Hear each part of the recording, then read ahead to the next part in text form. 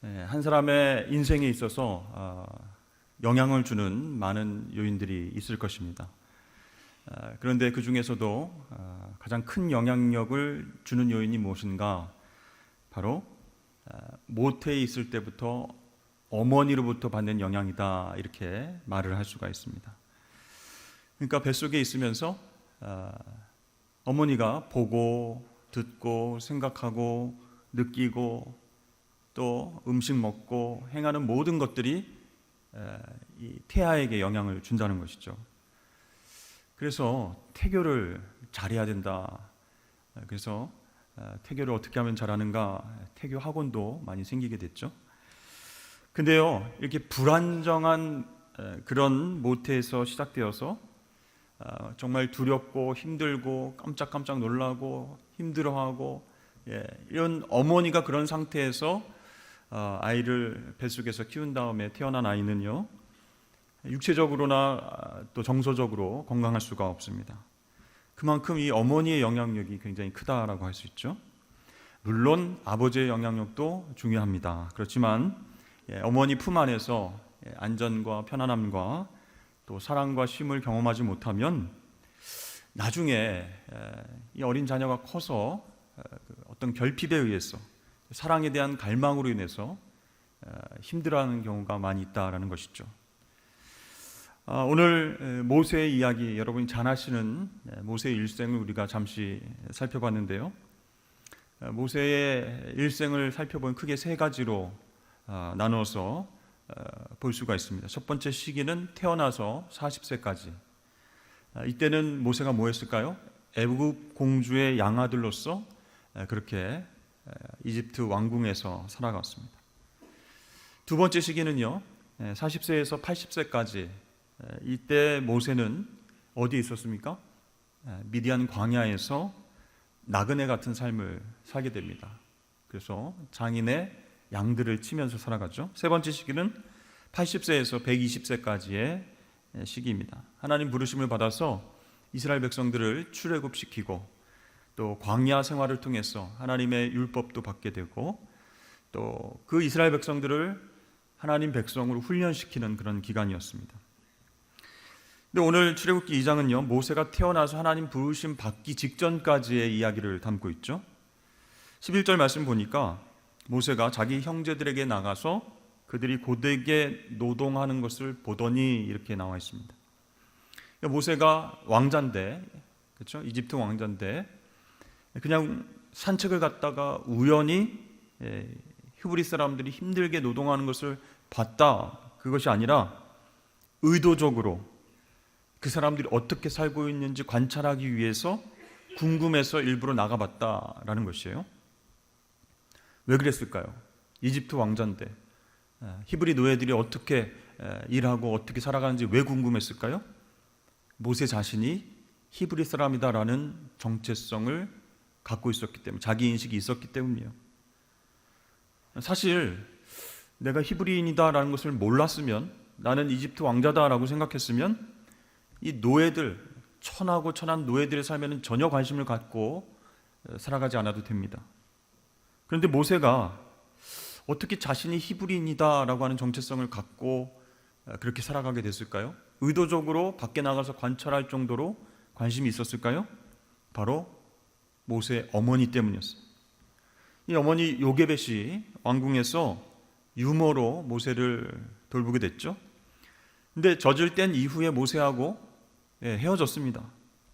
그래서 그 이후에 모세와 어머니 요게벳 사이에 어떤 관계가 있었는가, 어떤 출입이 있었는가, 아무 기록이 없어요. 근데요, 여러분 생각해 보세요. 젖을 뗀 이후에 모세가 공주 손에 넘겨진 이후로 외부의 세계와 아예 단절된 채 자라왔다면 자신이 히브리 사람이라는 정체성을 갖기가 어렵다는 것이죠. 근데 이 모세가 계속 자라나면서 어떤 방식으로든 어머니 요게벳과 소통을 했을 것이다, 이렇게 추측을 할 수 있어요. 그래서 어머니로부터 모세는요, 히브리 사람이 어떤 사람인가, 그 정체성을 계속해서 들었다는 것이죠.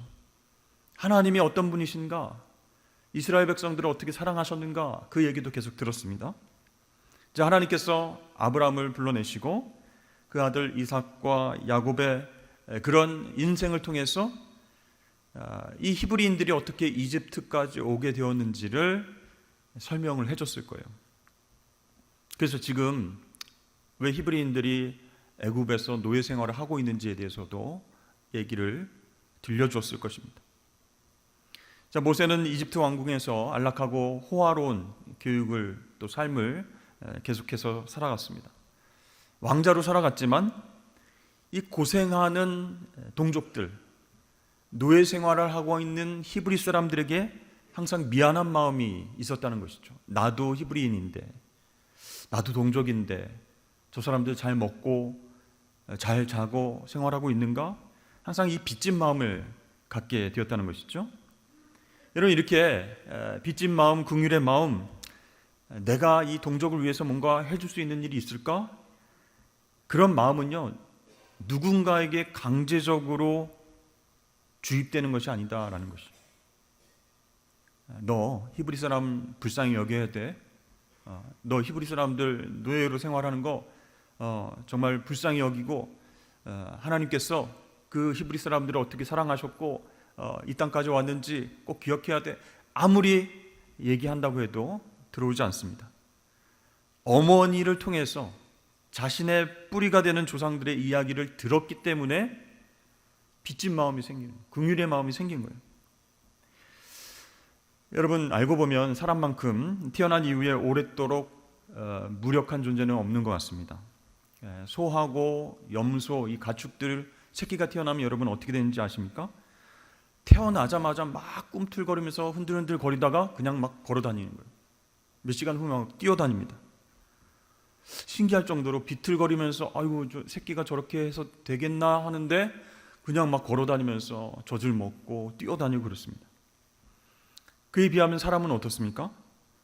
자기 발로 걸으려면 적어도 8달 정도는 지나야 된다는 거예요. 참 진화가 덜 됐나? 왜 이렇게 사람은 8달 이상이 돼야 혼자 뒤집고 일어나서 걸을 수 있는가? 그 기간 이상 사람은 무엇을 필요로 합니까? 어머니의 품, 아버지의 돌봄이 필요하다는 거예요. 사랑과 안식을 맛보는 기간이 있어야 된다는 거예요. 그런 측면에서 우리는 교회를 생각해 볼 수 있습니다. 교회는 어떤 곳인가? 새 생명을 출산하고 양육하는 그런 가정의 어머니와 같은 역할을 하는 곳이다. 이렇게 생각할 수 있어요. 그래서 그 영혼들의 구원과 또 성장을 위해서 해산의 수고를 기꺼이 감당하는 것이 교회가 되어야 되고요. 주 안에서 새롭게 태어난 성도가 자신의 힘으로 정말 하나님을 찬양하고 예배하고 그렇게 신앙으로 두 발로 설 수 있을 때까지 충분한 사랑으로 품어줄 수 있는, 따뜻하고 넉넉한 어머니의 마음으로 품어줄 수 있는 그런 곳이 교회가 되어야 된다라는 것입니다. 또한 교회는요, 이 믿음의 조상들과 하나님의 이야기가 끊임없이 들려지는 곳이어야 된다라는 것입니다. 모세는 왕궁에서 이집트 사람들이 좋아하는 여러 가지 이야기들을 많이 들었을 것입니다. 이집트 신화 이야기, 태양신 라에 대한 이야기, 또 우리 아버지인 이집트 왕이 신과 같은 존재다. 이 바로 왕이 곧 신이다. 이런 이야기들, 세상에서 유행하는 모든 이야기들을 많이 들었을 것이에요. 그러나 모세는 어머니 품에서 들었던 하나님 이야기, 그 이야기에 귀를 기울였고요. 그 이야기를 통해서 자신의 정체성을 깨달았습니다. 우리 이스라엘 백성, 하나님의 택하신 족속이지. 나도 히브리인이지. 그러면서 우리는 하나님을 예배해야 되는 백성들이다라고 하는 정체성을 깨달았을 것입니다. 마찬가지로 오늘날 우리는 세상의 수많은 이야기, 스토리들, 역사 이야기, 철학 이야기, 세상 돌아가는 이야기, 연애 이야기, 수많은 이야기들을 듣습니다. 그러나 믿음의 사람들은 어떤 소리에 귀를 기울여야 될까요? 성경을 통해서 들려오는 하나님의 스토리를 마음속에 담아야 할 줄로 믿습니다. 그래야 하나님 자녀로서의 정체성이 생기는 것이에요. 여러분, 육신의 자녀를 두는 것은요, 누구에게나 허락되는 일이 아닙니다. 사실 불임과 여러 가지 문제로 인해서 정말 임신하지 못하는 많은 분들이 계세요. 과학의 힘을, 기술의 힘을 많이 빌리지만 다 해결되지 않는 그런 부분들도 있습니다.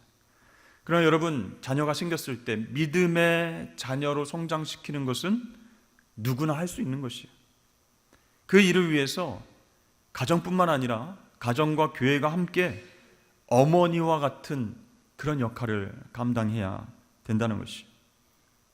이 가정과 교회는요, 끊임없이 하나님의 스토리, 정말 예수 그리스도로 인해서 변화된 사람의 이야기, 구원의 스토리, 이런 것들을 통해서 우리 자녀들이 세상에 나가서도 난 하나님의 자녀다라고 하는 정체성을 잊지 아니하고 하나님 은혜의 빚진 자로 살아갈 수 있도록 가정과 교회가 어머니와 같은 역할을 해야 된다는 것이죠. 자, 이렇게 장성한 모세는 이제 일부러 동족인 히브리인들이 어떻게 일하고 있는지, 어떻게 살고 있는지 궁금해서 나가봤다고 그랬죠. 근데 그때 마침 애굽 사람에게 맞고 있는 것을 보게 되었습니다. 참을 수가 없었어요. 만일 모세가 자신의 어떤 성공과 자신의 안위만을 생각하는 그런 사람이었다면 밖에 나와서 일부러 동족들의 삶을 관찰하지도 않았습니다. 그들이 맞고 살던 엄청난 노동을 통해서 고통스러워하던 상관하지 않았을 것이에요. 그러나 이 모세는 왕자로서 호의호식하며 살지 않았습니다. 자신보다 못한 처지에 있는 그 사람들에게 눈을 돌리고 손을 내밀었습니다. 이것이 곧 하나님의 마음이었습니다. 23절부터 25절까지 말씀 보면, 여러 해 후에 애굽 왕은 죽었고 이스라엘 자손은 고된 노동으로 말미암아 탄식하며 부르짖으니 그 고된 노동으로 말미암아 부르짖는 소리가 하나님께 상달된지라. 하나님이 그들의 고통의 소리를 들으시고 하나님이 아브라함과 이삭과 야곱에게 세운 그의 언약을 기억하사 하나님이 이스라엘 자손을 돌보셨고 하나님이 그들을 기억하셨더라. 아멘. 노란 색깔로 표시된 동사들 여러분 보셨습니까? 그 네 개의 동사가 하나님의 마음을 대변하고 있어요.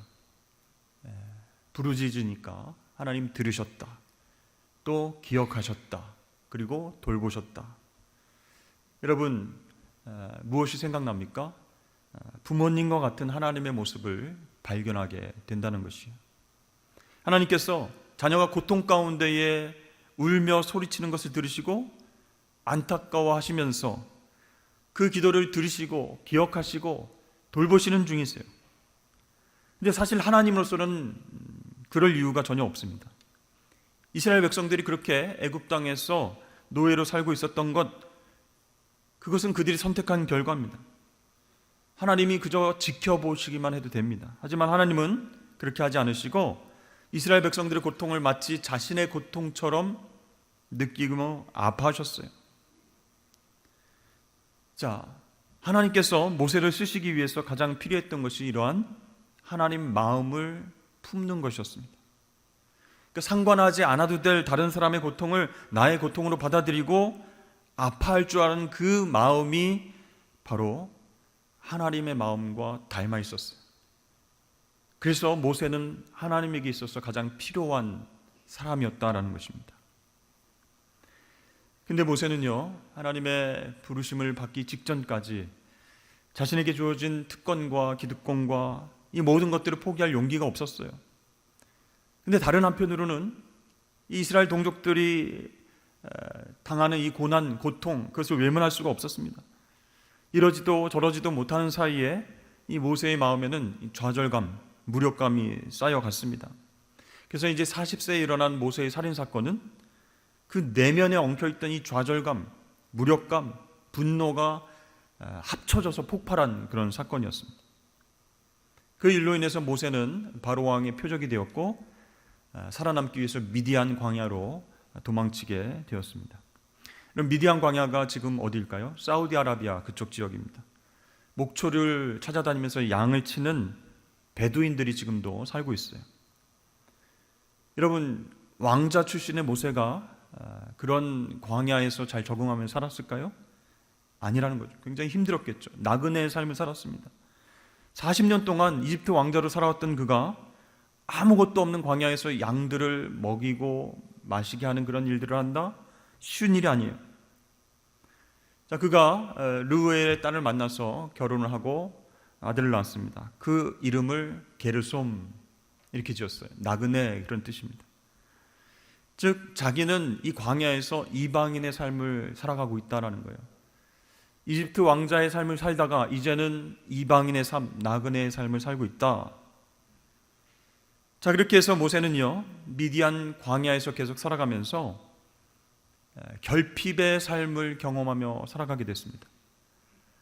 자, 왕궁에서는 부족한 것이 없었어요. 신하들에게 무엇을 이야기하든지 다 구해주고, 다 채워주고, 먹고 싶은 것, 놀고 싶은 것, 구경하고 싶은 것, 그런 풍요로움에서 지금은 아무것도 없는 광야의 결핍을 경험하고 있는 거예요. 근데 여러분, 놀라운 것은요, 모세의 삶뿐만 아니라 우리들의 삶 속에서도 이 결핍이라고 하는 것, 모자람이라고 하는 것이 때로 우리에게 영적인 유익이 된다는 것입니다. 오늘 모세를 통해서 우리에게 보여주는 유익이 첫 번째 무엇일까요? 내려놓고 맡기는 삶을 살게 된다라는 것입니다. 자, 이 왕족들도 그렇고 이 이스라엘 백성들, 히브리인들, 동족들 그렇고 자신의 마음을 이해해 주지 못합니다. 그러니까 이제 모세는 이제 다 내려놓고 미디안 사람으로, 나그네로 살아야 되겠다 결심을 한 것 같아요. 왕궁에서는 모든 것이 다 명령만 하면 주어지는 삶이었지만 아무것도 없는 광야의 삶은 고통 그 자체였습니다. 여러분, 정말 없이 살다가 성공해가지고 풍요로운 삶을 사는 것보다 처음에는 부와 풍요와 정말 많은 것들을 누리고 살다가 가난하게 살게 되는 것, 그게 더 어렵다라는 것이에요. 사업을 하는 사람도요, 자기 사업을 크게 하다가 정말 일이 안 돼서 사업이 망해서 다른 사람 밑에 가서 일하면서 월급 받는 것 너무너무 힘들다라는 얘기를 들은 적이 있습니다. 넓은 주택에서 정말 부족한 것 없이 그렇게 살다가 매일 끼니를 걱정해야 되는 삶을 살면 정말로 고통스럽다는 거예요. 근데 모세는요, 시간이 지나면서 예전의 삶을 내려놨습니다. 왕궁의 삶을, 풍요로운 삶을 내려놨어요. 그리고 광야 생활에 익숙해져 갑니다. 그것을 즐기게끔 되었어요. 양들을 맡아서 광야를 누비고 다니면서 광야의 지형을 이제 알게 됐고요. 또 기후를 또 익숙해지게 됐어요. 그러니까 살아있는 체험을 하고 여러 가지 광야에서 살아남는 법이 무엇인가 지혜를 터득하게 됐습니다. 자, 여러분, 이것은요, 나중에 이스라엘 백성들을 이끌고 광야로 나아가서 사는 데 너무나 큰 도움이 되었습니다. 그러니까 여러분, 생각해 보십시오. 우리 삶에 찾아오는 결핍이 결코 나쁜 것만은 아니다라는 거예요. 오히려 그것이 모자람과 결핍과 연약함이 더 큰 하나님의 은혜와 복을 누릴 수 있는 그런 기회가 될 수 있다는 거예요. 그리고 그 기간 동안 내 자신의 욕망과 욕심과 모든 것을 내려놓는, 그래서 하나님만 바라볼 수 있는 은혜의 시간이 된다는 것이죠. 두 번째 결핍은요, 인내와 겸손의 사람이 되도록 도와준다라고 있습니다. 여러분, 만일 이 모세가 왕궁에 있었을 때 그때 하나님의 부르심을 받았다면 어땠을까요? 이 마음속에 동족에 대한 미안함도 있고 구원해주고 싶은 마음도 있었는데 하나님이 부르셨어요. 그래서 그 부르심에 응답할 수는 있지만 광야에서의 긴 여정을 모세가 견딜 수 있었을까요? 자, 이스라엘 백성들 출애굽해서 얼마 안 돼가지고 물이 없다, 너무 덥다, 고기가 먹고 싶다, 빨리 돌아가자, 이렇게 불평불만하는 모습을 보였는데요, 만약에 이집트 왕궁 생활만을 했던 모세가 이 광야 생활을 거치지 않고 하나님의 부르심을 받았다면 어떻게 됐을까요? 이스라엘 백성들과 같이 나가자 이렇게 해놓고 아이고 힘들다 돌아가자, 자기도 먼저 애굽으로 돌아가려고 했을 것입니다. 또한 여러분, 모세는요, 그 리더로서 얼마나 많은 불평과 원망의 소리를 들었습니까? 모세가 만일 광야에서 목자의 삶을 살지 않았다면 왕궁에서 정말 하나님의 부르심을 받고 그렇게 곧바로 그 일들을 감당했다면 백성들의 비난, 원망, 불평, 거기에 어떻게 대응을 했을까요?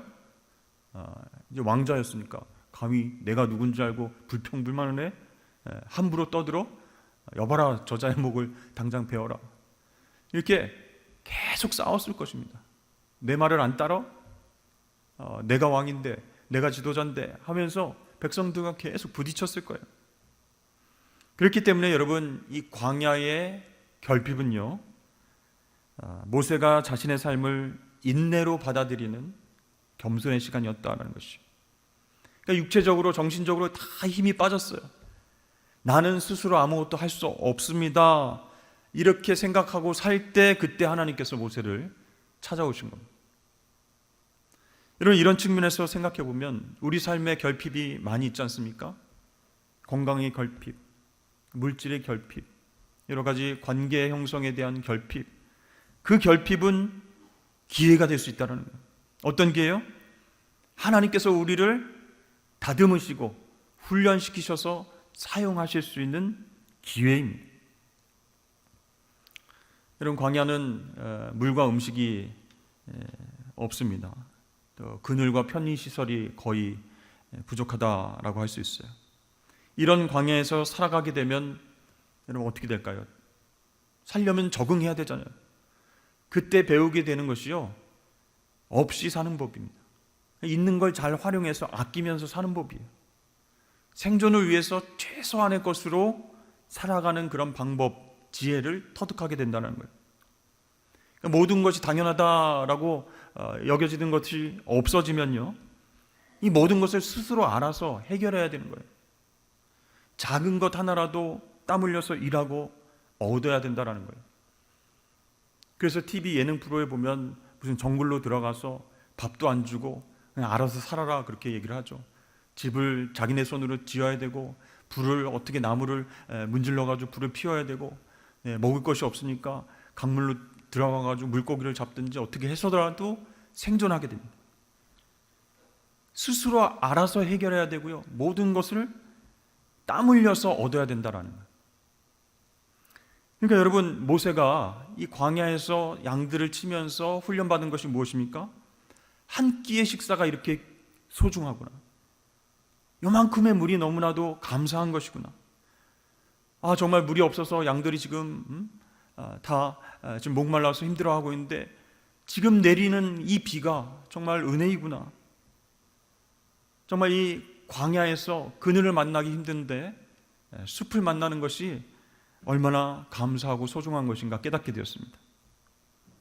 광야 생활을 통해서 작은 것에 감사하고 어떠한 존재도 하찮지 않게 생각하는 그런 비결을 배우게 됐다는 것이죠. 여러분, 사도 바울도요, 그의 인생을 살펴보면 정말 유복한 집안에서 태어났습니다. 그래서 청소년기에 예루살렘으로 유학 가가지고 가말리엘 학파에 들어가서 율법을 배웠습니다. 교사로서의 훈련도 받은 거예요. 최고 엘리트 과정을 거쳤어요. 그러나 바울은 예수님을 만나고 나서 어디로 나아갔습니까? 광야로 갔습니다. 회심한 뒤에 3년 동안 아라비아에서 지내고 있습니다. 부활하신 주님을 만나고 자신이 쌓아뒀던 모든 것들이 무너지게 되니까 이 아라비아 광야에서 훈련 받으면서 자기 자신을 세우게 되었습니다. 그러면서 여러분, 복음을 수많은 도시에 전도 여행을 통해서 그렇게 전하지 않습니까? 그러면서 사도 바울은 없이 사는 법을 배우게 되었다라는 것이죠. 단지 절약해서 사는 것, 그것을 얘기하는 것이 아니라 그것도 있지만 고난과 함께 승리하는 법도 깨달았다라는 것이죠. 우리 빌립보서 4장 11절에서 13절까지 말씀입니다. 우리 함께 읽어볼까요? 시작. 내가 궁핍함으로 말하는 것이 아니니라. 어떠한 형편에든지 나는 자족하기를 배웠노니 나는 비천에 처할 줄도 알고 풍부에 처할 줄도 알아. 모든 일 곧 배부름과 배고픔과 풍부와 궁핍에도 처할 줄 아는 일체의 비결을 배우노라. 내게 능력 주시는 자 안에서 내가 모든 것을 할 수 있느니라. 아멘. 그러니까 여러분, 사도 바울이 말하는 이 자족하는 법, 스스로 만족하는 법은요, 광야를 체험해야지, 없이 사는 법을 깨달아야지 얻을 수 있는 것이다라는 거예요. 부족한 듯 살아봐야 나중에 넉넉해져도 낭비하고 허비하지 않게 된다는 거예요. 궁핍하고 없어봐야 하나님의 은혜가 얼마나 소중한지를 깨닫게 된다는 거예요. 그래서 여러분, 우리도 신앙생활을 하면서 광야를 경험할 때 정말 힘들다, 빨리 탈출하고 싶다, 이게 아니라 없이 사는 법, 그것을 배우는 기회로 삼고 하나님의 소중한 은혜를 담아갈 수 있는 기회로 삼아야 된다는 거예요. 그러면 나중에 하나님 큰 복을 주셔도 낭비하지 않아요. 쓸데없는 것에 쓰지 않아요. 죄를 범하면서 우상으로 나아가지 않게 된다는 거예요. 그래서 여러분, 우리에게 있어서 부족한 것, 결핍, 이것은 영적으로 풍요로울 수 있는 기회가 된다. 그리고 우리의 성품이 예수 그리스도를 닮아갈 수 있는 좋은 기회가 된다라는 것을 여러분 믿으시길 바랍니다. 추수감사주일이 다가오고 있습니다. 그런데 그런 마음이 드시는 분도 있어요. 내 삶은 전혀 풍요롭지 않고 하나님께 감사할 것이 하나도 없다. 결핍이 많고 너무나도 부족한 것이 많은데 무슨 하나님께 감사할 것이 있을까? 추수감사주일에 하나님 앞에 감사하는 사람들은 부족함 없이 풍성한 복을 받은 사람이지, 나같이 결핍이 많고 힘든 사람들은 감사할 제목이 없다. 혹시 이렇게 여러분 생각하진 않으십니까? 그러나 여러분, 하나님께서는요, 우리 인생의 큰 그림을 갖고 계세요. 우리의 연약함과 결핍을 통해서도 영적 유익을 주시는 분이 우리 하나님이신 줄로 믿으시길 바랍니다. 그 기간을 통해서, 결핍의 시간을 통해서, 광야의 시간을 통해서 내려놓고 맡기는 삶을 훈련시키시는 거예요. 인내의 사람, 겸손의 사람으로 훈련받게 하셔서 하나님의 시간에 귀한 도구로 쓰신다는 거예요. 여러분, 그런 하나님께 감사하실 수 있기를 바랍니다. 그렇게 감사하는 하나님의 자녀들을 통해서 하나님 영광 받으시는 거예요. 여러분, 그 하나님을 기억하시고 그 하나님만 찬양하시고 하나님 주신 모든 은혜에 감사하시는 저와 여러분 되시길 주의 이름 축복합니다.